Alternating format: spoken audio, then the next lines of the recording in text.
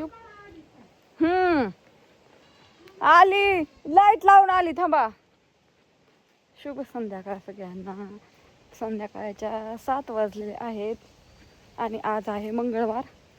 तर लाकडीच्या बाजारला जायचं होतं मंडई आणा, कारण का आता पोरांची शाळा भरली ना.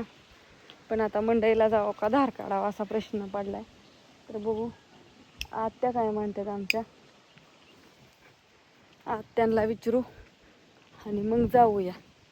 गाईला गुळी ठेवली, गाई तिकडे चराया बांधलेल्या आणून बांधली, पण झाडं इकडची भिजवली ती जास्त आणि कशी झालं. डायरेक्ट मोठ्या मोटरचा पाईप दिला सोडून, कवर का भिजाना म्हणलं. बारकी मोटर दिली बदलायला, अजून आलीच नाही. आता 15 दिवस होत आलं.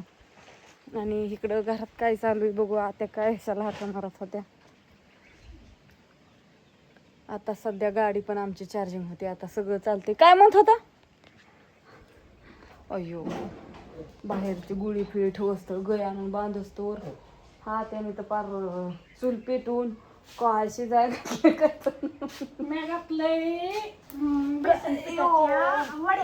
बेसन पिठाच्या वड्या का म्हणत्या. काय कशाची भाजी नक्की तुम्हाला सांगू का? खरं बेसन पीठ जे असतं ना, ते आपलं कणिक मळ्यासारखं मळायचं आणि बारीक गोल गोल गोळ्या करायच्या, किंवा मग असं बारीक चपाती करायची. होय पुरी, बारकी पुरी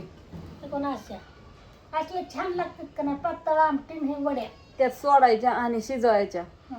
आमचं काय असते आजकाल काय बी. आमच्या आत्याला खरं तर आळूच्या वड्या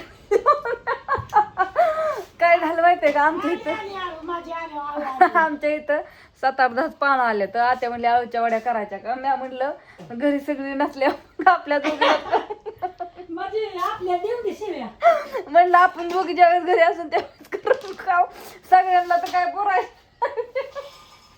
एवढं शेत किती मला वाटतं 10 ते 12 पानं असतेली.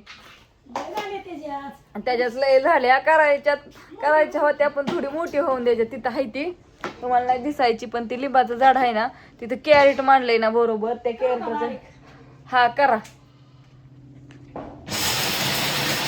भाजीला शेंगदाण्याचा कूट टाकायचा आहे, मस्त त्याची भाजी शिळत झाली या. आणि आधी बाजारवर येऊ का काय धार काढू, काय करू बरं? मग बाजारला जायचंय म्हणलं, मग काय करू? बाजार आणू का धार काढू का काय? बाजारला हा आणणार मला काय वाटन काय आता. हा रस्त्याने आल्यावर भ्या नको अंधाराचं. बापूंला म्या म्हणलं आपण दोघं जाऊ, तर बापू म्हणतात अण्णाला घेऊन जा. बापू गेलं भगवान आपण दोघं. बरं आणून दे की, उलट मग माझं बटाट्याचे पैसे वाचताल, मी दुसरं घेऊन येते. शाळा भरली पोरांची, लय वैताग आहे, पण आता काय इलाज नाही त्याला, काय करायचं. रोज डब्याला ज्ञानेश्वरीला लागतंय. अन्नाचा नसतो डबा, पण ज्ञानेश्वरीचा असतो डबा. मग रोज एकच काय भाजी द्यायची. आता वांगी तरी नुसतं खाताय का? अजून गवारीच्या शेंगा ही नाहीत आल्या.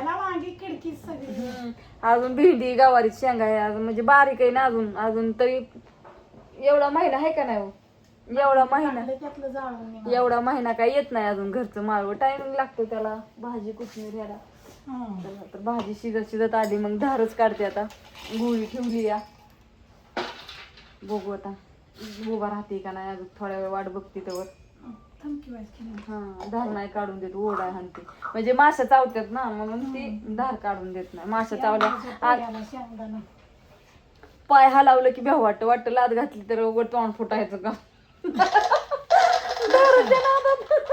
झालेला